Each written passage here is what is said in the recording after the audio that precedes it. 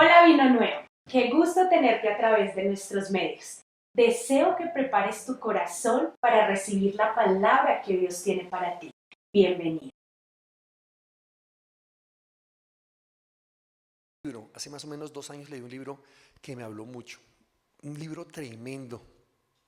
Y en este libro relata la historia de un hombre, de la historia de un pastor viejo, lo llama así el pastor viejo, es un anciano, un pastor ya jubilado, de unos 80 y tantos años, que ya dejó de ser pastor, está en su casa, tiene cáncer, tiene mucha sabiduría. Y la historia la cuenta un otro pastor, pero él se denomina a sí mismo el pastor joven, que es un pastor de 40 años que a sus cortos 40 años ya se siente derrotado, frustrado porque ministerialmente nada no le ha dado fruto. Está frustrado, mire, está a punto de entregar su iglesia, de entregar su ministerio, está a punto de decirle al Señor: Señor, ya no puedo más, esto no es lo mío, mi llamado es otro y voy a entregarlo. Está en ese momento cuando tiene la dicha de conocer a este anciano, un hombre ya de 80 y tantos años, lleno de sabiduría, escúchame, lleno de conocimiento, pero ya sin fuerzas físicas. Y mire cómo es Dios, cómo Dios prepara todo, porque el que escribe este libro es el joven pastor. Es hermoso ese libro, pero ¿saben qué me ministraba mucho? La forma en que este anciano le daba consejos a este joven pastor. Esa cantidad de conocimiento y sabiduría que tenía ese anciano, ese hombre que había vivido tantas batallas en el ministerio, pero había salido avante. No siempre se gana en el ministerio. Tú no siempre vas a salir victorioso. Una guerra muchas veces se compone de muchas batallas. Hay batallas que se van a perder, pero al siguiente día tú te levantas y avanzas. Y de verdad que qué bonito es cuando nosotros vamos a personas que están llenas de sabiduría para que nos den un consejo. Pero aquí la pregunta es, cuando tú necesitas un consejo sabio, ¿a quién acudes? Piénsalo por un momento. Cuando tú necesitas un consejo sabio, ¿a quién vas y le pides ese consejo? Porque puede ser una persona que te confunda más, o puede ser una persona que no tenga el carácter o la madurez. A mí me enseñaron algo: cuando tú necesites un consejo, busca una persona que tenga un mayor nivel espiritual que uno, una persona que esté más alto que uno, o sea, que uno vea que tiene a Dios. Pero no podemos ir a buscar consejo en aquellos que ni siquiera temen a Dios ni lo tienen, porque no van a ser los mejores consejos. Y si quieres, hoy estamos cerrando la serie que ha sido de tanta bendición, preparándonos para la conquista, y hoy es la última charla de esta serie y se llama Consejos Sabios. Si quieres tomar apuntes, los que toman apuntes. La Biblia está llena de historias de hombres de carne y hueso que caminaron con Dios. Está llena de esas historias de hombres y mujeres que, a pesar de sus debilidades, de sus flaquezas, caminaron con Dios. Pasaron procesos, sufrieron derrotas, tuvieron grandes victorias. Y hoy quiero que vayamos a recibir los consejos de un gran hombre que está aquí en la Biblia. Y no es cualquier hombre, es un gran hombre de Dios. Amó a Dios desde su juventud, caminó con Él toda su vida. En una ocasión le falló a Dios, en más de una ocasión le falló a Dios, pero fue un hombre que se arrepintió y volvió a Dios en arrepentimiento. Dios lo perdonó y Dios lo levantó. Era un hombre que amaba a Dios. Dios mismo, refiriéndose a él, le decía: el dulce cantor de Israel. ¿Saben de quién les estoy hablando? De David, del rey David. Y para poder hablarles, dar los consejos, esto es muy lindo, porque cuando uno se contextualiza y uno se da cuenta, dice: este hombre sí tiene que enseñarnos. Miren, nació en el año 1040 antes de Cristo, si no sabías eso. En el año 1040 nació él antes de Cristo. Murió en el año 930 antes de Cristo. Vivió solo 70 años. Su papá se llamaba Isaí y su mamá Nitzebet. Sus abuelos se llamaban Obed y Adael. Escucha esto: sus bisabuelos, los que estamos leyendo la Biblia en orden, sus abuelos se llamaron Boz y Ruth. ¿Puedes creerlo? Ruth la Moabita. Tremendo, ¿cómo es Dios? Reinó por 40 años en Israel. Por 40 años. Fue ungido por el profeta Samuel a la edad de 15 años. Solo 15 años tenía cuando él fue ungido como rey. Pero se sentó en el trono hasta los 30 años. Y usted dirá, ¿qué hizo en esos 15 años? ¿Sentarse y esperar que lo atendieran? No, le tocó huir del rey que había en ese momento, que se llamaba Saúl, que quería matarlo, quería acabar con él. Es más, el rey Saúl sacó unos 3,000 hombres de lo mejor, de lo mejor, de lo mejor de su ejército, que eran, diga usted, 400,000 hombres. Sacó lo más selecto, los más valientes, para buscar al rey David. Y lo buscaron por cielo y tierra, por el desierto. Fueron 15 años de persecución en el que este joven aún tuvo que huir, esconderse muchas veces. Aguantó hambre, pasó necesidad, su familia lo dejó. Luego se le empezaron a acercar a él los endeudados, los enlutados, los acongojados. Todos empezó a acercarse esa serie de personas. Pero por 15 años él sufrió persecución.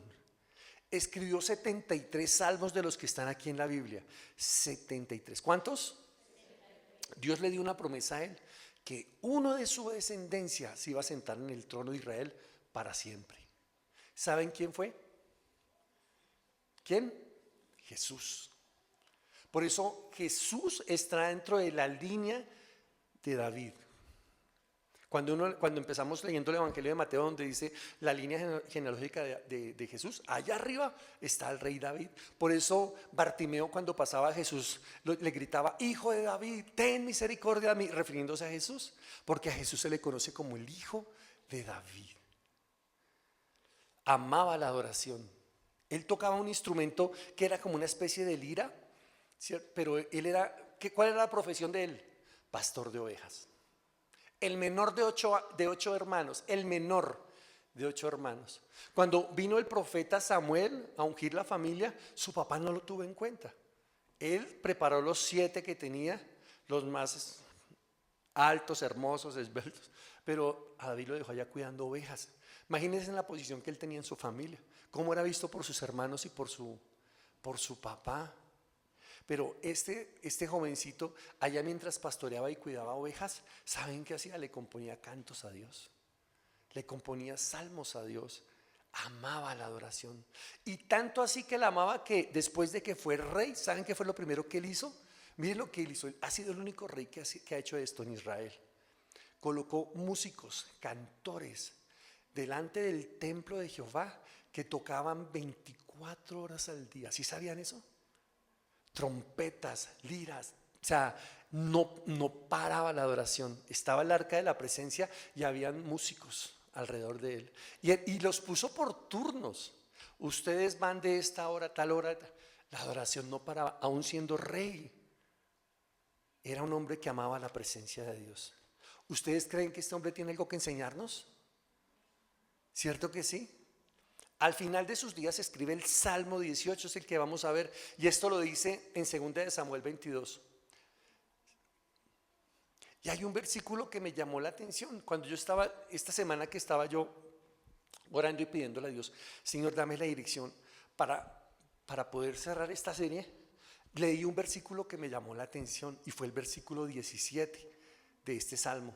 Dice: me libró de mi poderoso enemigo y de los que me aborrecían, pues eran más fuertes que yo. Tremendo. Me libró de mi poderoso enemigo. ¿Y saben por qué me habló mucho y tocó mi corazón? Porque hace 8 días hablábamos de los 3 enemigos que tenemos nosotros. ¿Lo recuerdan? ¿Cuáles son esos 3 enemigos? Mi carne, el mundo y el diablo. Son 3 enemigos que tenemos nosotros los cristianos. Todo creyente tiene esos 3 enemigos. Y qué sinceridad la del rey David cuando dice: me libró de mi poderoso enemigo. Y recuerden que también vino a mi corazón cuando decía: estos enemigos son muy poderosos, tan poderosos que si no tenemos cuidado nos van a vencer y nos van a derrotar. Pero mira que este joven, este hombre, cuando escribe esto, él sabía que su enemigo era poderoso. Reconocía quién era su enemigo, pero también reconocía quién podría librarlo: Dios. y de los que me aborrecían, pues eran más fuertes que yo. Este versículo me tocó mi corazón y empecé a investigar sobre quién escribió el versículo, este salmo, por qué lo escribió, y llegué a David.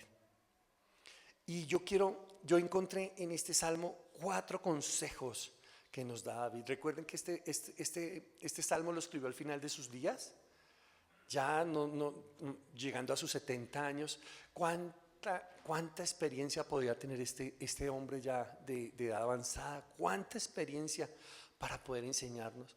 Y yo quiero que vayamos al primer consejo que está aquí, que nos da el rey David, y está en el versículo del 1 al 2. Salmo 18, 1, 2. ¿Lo tienen? Amén.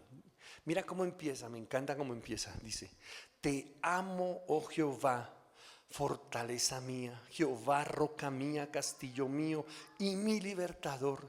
Dios mío, fortaleza mía, en él confiaré, mi escudo y la fuerza de mi salvación, mi alto refugio. Primer consejo que nos da este hombre de Dios a nosotros. Primer consejo: conoce a Dios.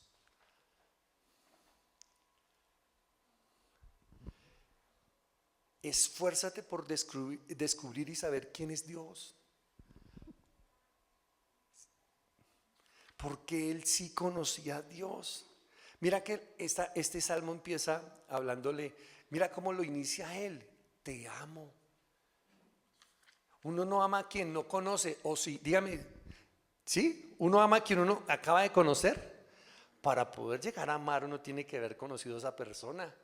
Mira cómo él empieza diciéndole a Dios: te amo, oh Jehová. Oh, qué tremendo, porque este hombre amaba a Dios infinitamente. Es una declaración de amor. Es una declaración de amor con la que él empieza. Yo quiero preguntarles a ustedes: ¿por qué venimos a una iglesia? ¿O por qué leemos la palabra? Piénsalo por un momento, no me respondas. ¿Por qué vienes tú y te sientas acá a escuchar la palabra de Dios? Si no es para conocer al Dios que enseña la palabra. Entre más tú lees la palabra, más conoces al que la escribió. Entre más tú lees la palabra, más conoces el corazón de aquel que la escribió. Tú te enamoras de Dios. No es religión, es relación. Tú no eres cristiano simplemente porque cambiaste de religión. Tú no eres un cristiano más simplemente porque ahora vienes a culto y me llamas pastor y hay veces llevas una Biblia o la lees de vez en cuando. Eso a ti no te hace un cristiano. ¿Qué te hace a ti y a mí un cristiano? La relación que tú y yo tenemos con Dios. Por eso les estamos enseñando a ustedes y hemos perseverado en estos 4 meses de estudio a que lleven su devocional los que están estudiando. Por eso cada vez que oramos martes y jueves profundizamos en el capítulo de ese día, porque lo que queremos es que tú ames la palabra de Dios, que la entiendas, que la medites y que la apliques, porque eso te va a llevar a conocer más a Dios. Si tú no tienes contacto con la palabra, difícilmente lo vas a amar, porque no lo vas a conocer. Mira qué hermoso cuando meditamos la palabra, lo que dice, me encanta como dice el rey David: te amo, oh Jehová, te amo. Mira lo que dice: fortaleza mía. ¿Qué significaba una fortaleza para la época del rey David? Era un lugar impenetrable. Una fortaleza era como algo que rodeaba una ciudad. Algo que hacía imposible que los enemigos entraran a atacar. Algo que hacía que se durmiera seguro. ¿Alguno ha dormido alguna vez en el campo? ¿Alguno? ¿Cierto? ¿A usted no les da impresión de que va a entrar cualquier persona y golpear esa puerta o se va a entrar? A mí sí. Porque estamos muy acostumbrados a una ciudad en donde usted tiene el vecino, tiene el vigilante que lo cuida. Pero cuando usted duerme en el campo, donde su vecino está a 1 kilómetro y el otro está a 500 metros, dice: ay, Dios mío, y su chapa es un palo así pasado. Dios mío, qué seguridad para uno, ¿no? Para uno que está aquí en la ciudad, citadino, nos dice. pero para ellos tal vez no. Pero mira, el rey David, recuerden quién está escribiendo esto, por eso los contextualicé. Era un hombre que había sido perseguido por un ejército, no solo por un hombre, por un ejército. Querían su cabeza.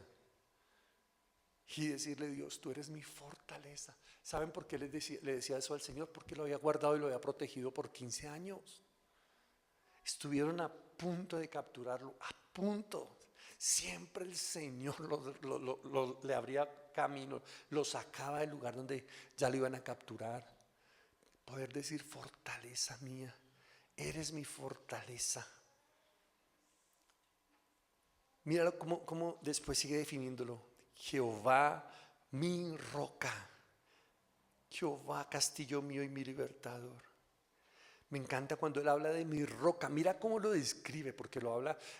O sea, aquí miren, está describiendo a Dios como a un Dios que él conoce, que tuvo una relación desde niño, ya tiene 70 años, recordemos. Pero él nos está enseñando que es necesario conocer a Dios. Mira, ¿cómo conoce uno a Dios? Saben que Dios, él se revela a uno como por etapas. ¿Cómo así dirán? Porque muchas veces vamos a pasar enfermedades en donde el Señor nos va a sanar y le conocemos como nuestro sanador. Jehová, tú sanas porque me sanaste. Vamos a vivir muchas veces etapas donde vamos a estar quebrados y el Señor nos restaura y le conocemos como mi restaurador. Es que es diferente hablar de alguien que te dijeron que él era, a cuando tú dices: es que él me restauró, él es mi restaurador. Es que él me sanó, él es mi sanador. Él me guardó, él me liberó. Los que hemos sido libres de cadenas, de cosas que traemos del pasado, podemos decir: él es mi libertador, porque tú lo dices tú lo dices porque lo crees y lo sientes, porque Dios lo hizo así. ¿Cuántos han sido restaurados por él? Entonces, todos los que levantaron la mano, tú puedes decir con el corazón en la mano: tú eres mi restaurador. Así le pasó al rey David y así nos lo está él diciendo. Dios mío, fortaleza mía, en él confiaré. Oh, qué tremendo. Este hombre sí, en verdad sí conocía a Dios. Mira lo que dice el Salmo 91 del 1 al 3. Este salmo también fue escrito por el rey David. Dice: el que habita al abrigo del Altísimo morará bajo la sombra del Omnipotente. Diré yo a Jehová: esperanza mía y castillo mío, mi Dios en quien confiaré. Él te librará del lazo del cazador, de la peste destructora. Con sus plumas te cubrirá, debajo de sus alas estarás seguro. Escudo y adarga es su verdad. Mira qué hermoso, y miren que se ve que es el mismo autor el que lo está haciendo, porque dice cosas muy similares. El que habita bajo sus alas, el que habita bajo su abrigo, el que mora bajo su sombra, puede poner a Dios como su esperanza y su castillo, como el único en el que puede confiar. ¿Saben qué es esto? Esto es relación. Aquí el rey David nos está enseñando, porque muchas veces queremos su protección, queremos que Él sea nuestro escudo, queremos que Él sea el que nos defienda, pero no vamos y no nos metemos bajo sus alas. No nos gusta estar o buscar su presencia. Hombre, yo no sé, él tuvo que haber aprendido esto en los años que cuidaba ovejas, porque un pastor muchas veces lo que hacía es llevarlas a un pastal a que pasteen, pero tiene mucho tiempo. En ese momento me imagino que empezaba a cantar y a adorar al Señor y empezaba a adorar la presencia de Dios. Eso es algo que Él nos quiere transmitir. ¿Cuál es el primer consejo, iglesia? ¿Me ayudan? Conoce a Dios, y qué tremendo consejo nos está dando. Segundo consejo, Salmo 18, verso 6. En mi angustia invoqué a Jehová y clamé a mi Dios, y Él me oyó desde su templo, y mi clamor llegó delante de Él a sus oídos. Segundo consejo, invócale en todo tiempo. Invócale en todo tiempo. Tremendo cuando empieza: en mi angustia invoqué a Jehová y clamé a mi Dios. No solamente en la angustia, en la felicidad, en la vida, en la muerte, en la alegría, en la tristeza. Todos los días de nuestra vida debemos invocarlo en la angustia. Cuando tú te angustias, cuando estás angustiado, ¿qué haces? De verdad angustiado, ¿qué haces? Cuando ves que no se abren las puertas, que ya viene tu enemigo a embargarte, tu enemigo. Yo recuerdo hace muchos años en mi casa, mi mamá no está aquí, y yo me acuerdo que una época en donde nos iban a embargar, en esa época sí embargaban. Mire, escucha, en esa época usted se endeudaba usted se atrasaba con las cuotas de la casa, con el banco le mandaba un camión, un 600 grande, y le desocupaban la casa. Yo les estoy hablando hace por lo menos 30 años, un poquito más. Ya eso no lo pueden hacer. Pero ustedes se imaginan la angustia de nosotros, porque mi papá se había atrasado en unas cuotas. Los vecinos ya sabían, en la cuadra ya conocían el problema. Y cuando veían un camión, nos golpeaban y nos decían, ya viene el camión. Nos avisaban. Y dos veces nos ayudaron porque los vecinos de atrás por el patio nos pasábamos. ¿Se imagina la angustia? ¿Saben por qué era la angustia? Porque donde ellos se den cuenta que adentro hay alguien, entraban a la fuerza. Pero como ellos miraban y no se veía nada, no podían entrar. ¿Se imaginan la angustia que nosotros sentíamos? La angustia cada día que nos levantábamos y decíamos, hoy van a venir, hoy van a venir, hoy van a venir. Yo te digo a ti, algo así, por ejemplo, en ese momento en el que has estado en angustia, ¿a quién has buscado? ¿A quién has acudido? Aquí el rey David nos dice, en todo tiempo invócale, aún en los momentos de mayor angustia, porque es el único que te puede levantar y es el único que te puede sostener. ¿Cuántos dicen amén? Apóyate en Dios. Versos 16, 18, dice, mira lo que dice versos 16, 18. Estamos en el Salmo 18. Envió desde lo alto, me tomó, me sacó de las muchas aguas. Me libró de mi poderoso enemigo y de los que me aborrecían, pues eran más fuertes que yo. Me asaltaron en el día de mi quebranto, mas Jehová fue mi apoyo. Oh, qué tremendo. Cuando la Biblia habla de muchas aguas, ¿saben qué son esas muchas aguas? Muchos problemas. Cuando dice me libró, me tomó y me sacó de las muchas aguas. Dios no es, escúchame, Él escucha, Él nos escucha, Él no es indiferente. Cuando Él dice, Él oyó mi clamor, verso 6, Él oyó mi clamor. Muchas veces uno dice, pero Señor, tú no me escuchas. Señor, el diablo le vende a uno la idea de que por más de que uno ore, Él no lo va a escuchar a uno porque está ocupado. No, Dios escucha y oye nuestras oraciones. Él no es ajeno a nuestro dolor. Él no es ajeno a nuestro dolor. Hace muchos años me contaron también una historia de un hombre, huellas en la arena. ¿Lo han escuchado? Muchas veces lo hemos escuchado, del hombre que veía que caminaba en la arena y veía las huellas cuando caminaba con Jesús. Y en un momento a otro vio solamente un par de huellas y dije, sí, el Señor se fue y me dejó. Y el Señor salió más adelante a su encuentro y le dijo, no eran tus huellas, eran las mías porque yo te tenía entre mis brazos. ¿Cuántas veces hemos estado así? Pasando momentos tan difíciles, tan duros. Y lo único que el Señor nos ha levantado entre sus brazos y nos ha sostenido y Él ha seguido adelante. Mira, invoquémoslo en todo tiempo, aún más en la angustia, aún más en todo momento.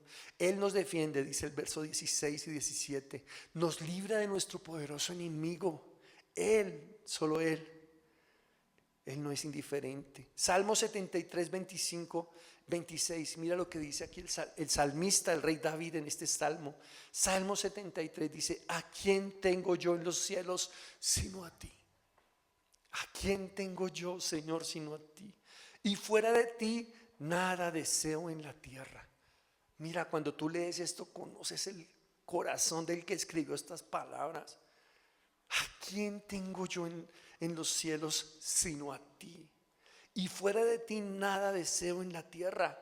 Mi carne y mi corazón desfallecen, mas la roca de mi corazón y mi posición es Dios para siempre. Mi posesión es Dios para siempre.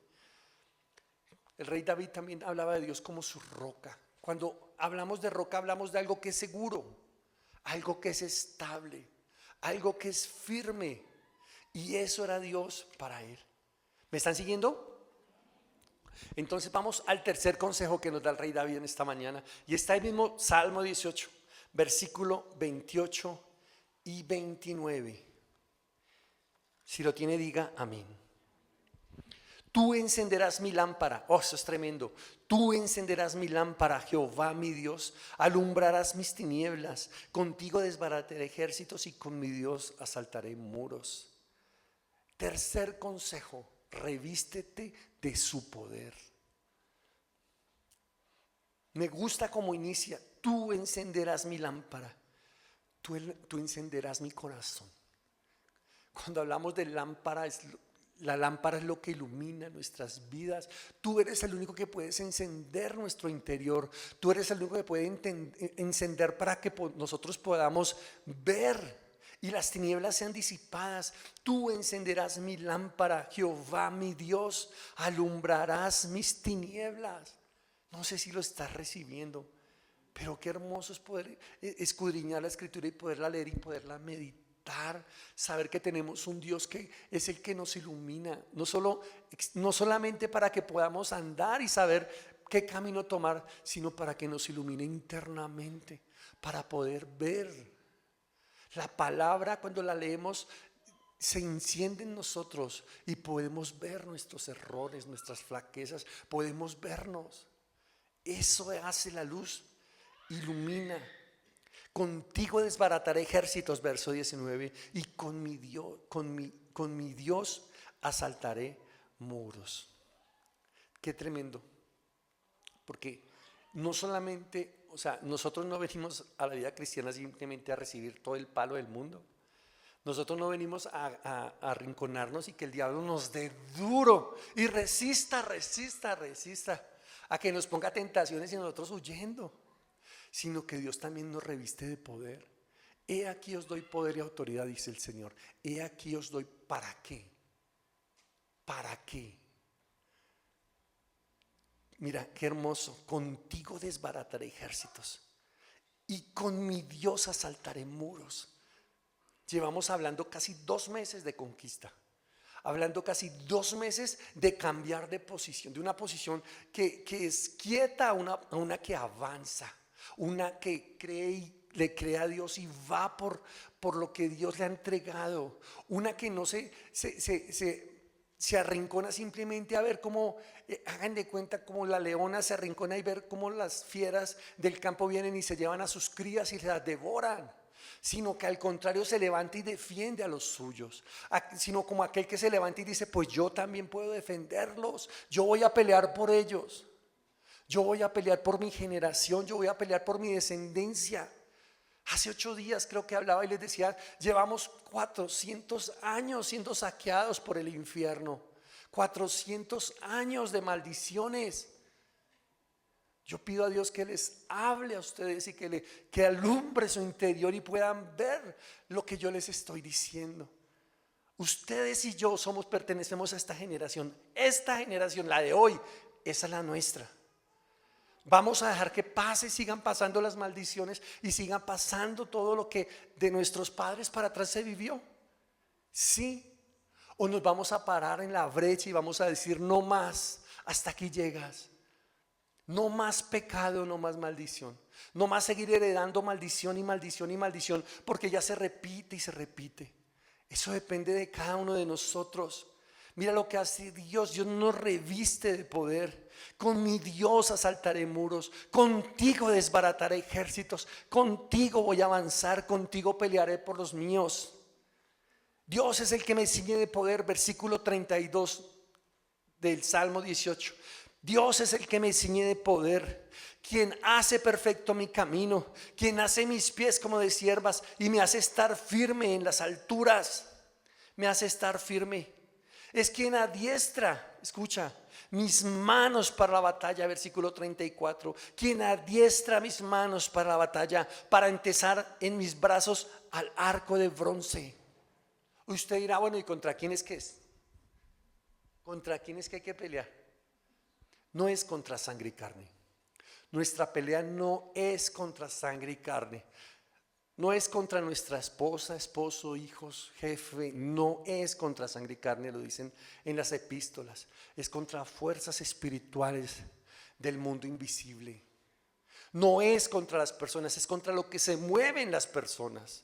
Es contra lo que hay detrás de ellas. Esos espíritus que han estado ahí. Es contra eso que es nuestra pelea. Es contra los espíritus que han venido por familias. Yo sé que si paras un momento y dices, uno empieza a detectar en la familia de uno que se ha movido o no. Adulterio. Todos mis tíos adulteraron. Empiezan a pensar, todos mis primos, ninguno tiene un hogar estable. Adulterio. Y piensa, mira, otra familia puede pensar y dice, no, droga. Todos mis tíos terminaron en la droga. Alcoholismo, atados al alcohol. Es una atadura de la cual no se han podido liberar. Y aún es tan fuerte que sus hijos crecen y ellos mismos los emborrachan. Mi primera borrachera fue en la casa de mi papá y mi mamá. Una noche que estaban tomando con los amigos y ni se dio cuenta. Pero ahí fue donde empecé yo. Y así sucesivamente. Cada uno puede pensar y decir que se ha movido en mi casa. Infidelidad, adulterio, fornicación. ¿Cuántas cosas? Pues contra eso es lo que tenemos que pelear.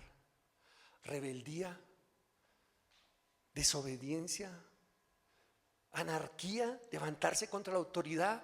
Hijos que se levantan contra la autoridad y le pegan a sus padres. Lo he visto, lo he conocido. Hay una raíz de anarquía. Es contra eso que tenemos que pelear. Religiosidad, culto a los ídolos, culto a imágenes, brujería, hechicería. ¿De pequeño te llevaron alguna vez a donde el brujo, a donde el hechicero? No, yo fui fan del hermano, el brujo, hermano. No, ese no era un brujo, era el hermano que cura. Hermano, eso es un brujo. ¿Cuál atadura? Mira, piensa, porque contra esos que tienes que pelear, contra esos que tenemos que pelear. Tu abuelito le prendía o tu abuelita le prendía imágenes a los papás muertos, fotos, y les prendían imágenes y les tenían un culto en la habitación allá en lo alto. Eso es idolatría, eso es brujería, si no lo sabías. Contra esos que tenemos que pelear. Pero no estamos solos. El Señor nos reviste de poder. ¿Cuántos lo reciben? Él nos viste de poder, nos reviste de poder. Versículo 37 y 39, mira lo que dice: perseguí a mis enemigos. Perseguí a mis enemigos. Mira, una cosa es estar sin Dios y otra cosa es estar con Dios. Porque cuando Dios te reviste de ese poder y esa autoridad, tú los persigues y ellos huyen. Cuando tú estás solo, hacen contigo lo que quieren. Pero cuando Dios te reviste de ese poder y autoridad, ¿sabes qué fue lo que más hizo el Señor Jesús? Tú dices, yo no creo en demonios, yo no creo en eso. Uno de los ministerios que más hizo el Señor Jesús fue expulsar demonios. Expulsaba demonios de las personas. Es un ministerio de liberación a la que nosotros como iglesia también estamos siendo llamados. Pero para eso necesitamos revestirnos de su poder y de su autoridad. ¿Sabes cuál es la diferencia? ¿Qué es autoridad? ¿Sabes qué es autoridad? Una vez me dijeron, imagínate que en una carretera viene una mula de 40 toneladas de peso. Y se para un hombre grande en toda la mitad de la vía, fornido de 2,50 metros, una nevera inmensa. Y se para en la mitad de la carretera y le hace esto. ¿Qué creen ustedes que va a pasar? Esa mula viene a 50, 60, 70 kilómetros por hora. ¿Qué puede pasar? No, ni lo levanta, lo aplasta. Ok, listo. Ahora, viene una mujer de 1,50, flaquita, vestida de verde y con algo que dice aquí tránsito. Se para y le hace así a esa mula de 50 toneladas que viene a 80 kilómetros por hora. ¿Qué creen que pasa? Eso es autoridad. Eso es autoridad. ¿Quién le dio la autoridad a ella? El Estado. El Estado lo reviste de autoridad. ¿Quién nos reviste a nosotros de autoridad? Dios. El Señor, el creador de todo, nos reviste la autoridad. Por eso los demonios saben con quién se meten y con quién no. Por eso, cuando tú llegas a un lugar, los demonios tiemblan porque sabes que llegó el ungido de Dios. Llegó el hombre con la autoridad que los va a echar fuera. Nosotros muchas veces nos van, vengan y oren, vamos a las casas, oramos, pero cuando entramos sentimos el ambiente pesado y empezamos a orar y Dios nos lleva a orar y cuando salimos se siente totalmente diferente el mundo espiritual en ese lugar. Tú has entrado a lugares donde entras y te sientes cargado, ¿cierto? Sientes una pesadez. Es más, hay veces te duele la cabeza y te sientes enfermo, sientes ganas de vomitar. Ese es el mundo espiritual que se mueve ahí en ese lugar. Pues tú no has sido llamado simplemente a que vayas y te cargues, sino a que eches fuera eso. Somos hijos de luz. ¿Cuándo lo vamos a entender? Es Él el que nos reviste de poder. Mira lo que dice aquí, versículo 39, pues me ceñiste de fuerzas para pelear. Esto es hermoso. Me ceñiste de fuerzas para la pelea. Me ceñiste de fuerzas para la pelea. No es contra sangre y carne. Dios muchas veces nos va a llevar a los cuartos de nuestros hijos a orar mientras ellos no estén, lógico, a atar, encadenar lo que estamos viendo, a ungir su ropa, a ungir sus zapatos. Dios nos va a llevar al lugar de nuestro cónyuge, nos puede llevar al lugar, a la almohada donde Él recuesta la cabeza, que Él no esté, y oramos por lo que se mueve en la cabeza de este hombre o de esta mujer, o alrededor de los vecinos también. Es entender nuestro lugar en Dios, es entender quiénes somos tú y yo en Dios. ¿Quiénes somos tú y yo en Dios? ¿Me están siguiendo? Isaías 40, 29, mira lo que dice. Él da esfuerzo al cansado y multiplica las fuerzas al que no tiene ningunas. Él da esfuerzo al cansado. ¿Estás cansado? Pídele a Dios que te dé nuevas fuerzas. ¿Estás a punto de desmayar? Pídele a Dios que te reviste de su poder. Sientes que los enemigos son más fuertes y más grandes que tú, dile: Señor, ilumíname, Dios, y dame ese poder y esa autoridad para poder echar fuera lo que estoy viendo en mi casa, en mi vida, en mis finanzas, en toda área. Él da fuerzas al que está cansado y multiplica las fuerzas al que no tiene ningunas. Mi fuerza no viene de mí, mi fuerza viene de Dios. Nuestra fuerza viene de Dios. Díselo a la persona que tienes a tu lado: ayúdame a predicar, nuestra fuerza viene de Dios. A la otra persona: mi fuerza viene de Dios. Mi fuerza viene de Dios.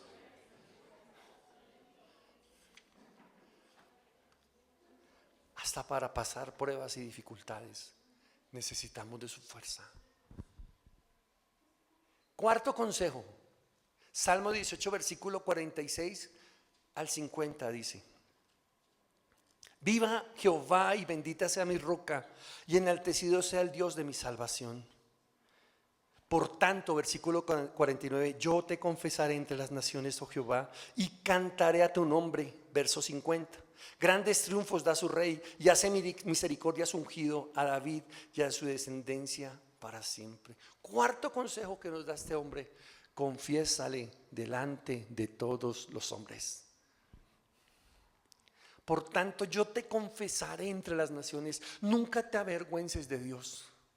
Nunca te avergüences de Dios. Nunca lo hagas.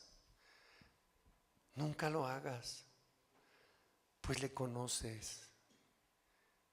Te ha salvado, te ha librado, te ha sanado, te ha dado victorias. Nunca lo niegues. Confiésalo delante del que sea. Delante del que sea. No hay nadie más grande que Dios. No hay nadie más grande que Él. Nadie va a hacer lo que Él hizo por ti, por mí. Nadie lo va a hacer. Colosenses 1, 12 y 13. Con gozo,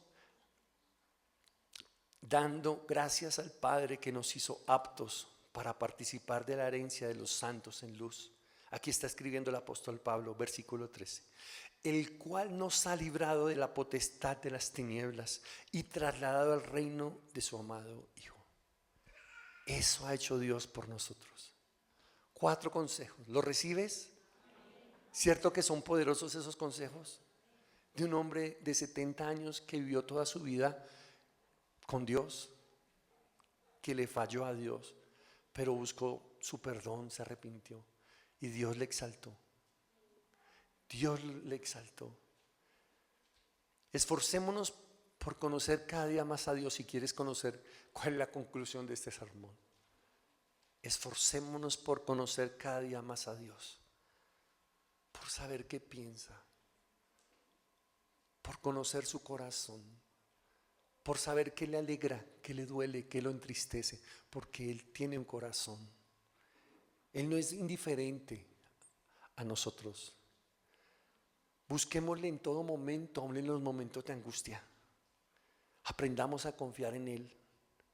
Aprendamos a esperar en Él. Aceptar un no o un después. Porque cuando no vienen los sí nos entristecemos. O cuando las cosas no se hacen como estábamos esperando, nos entristecemos.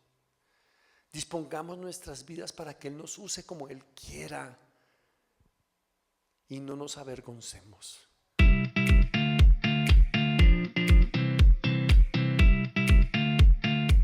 Gracias por haber escuchado nuestro mensaje. Si es la primera vez que te conectaste y la palabra penetró en tu corazón y quieres reconciliarte con el Señor o recibirlo en tu corazón, te voy a invitar que allí en el lugar donde te encuentras, cierre tus ojos y repite después de mí. Señor Jesús, te entrego mi corazón, te pido que vengas y habites como mi Señor, como mi Salvador. Hoy yo te pido que escribas mi nombre en el libro de la vida, porque quiero ser parte de ti y que tú seas parte de mí.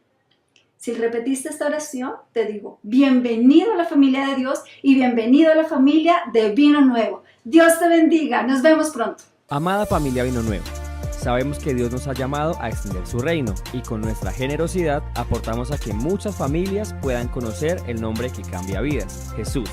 Para hacer tus donaciones puedes enviarlo al número de Nequi 304-559-6261 o escanear el código QR que aparece en pantalla. Tu semilla cambia vidas.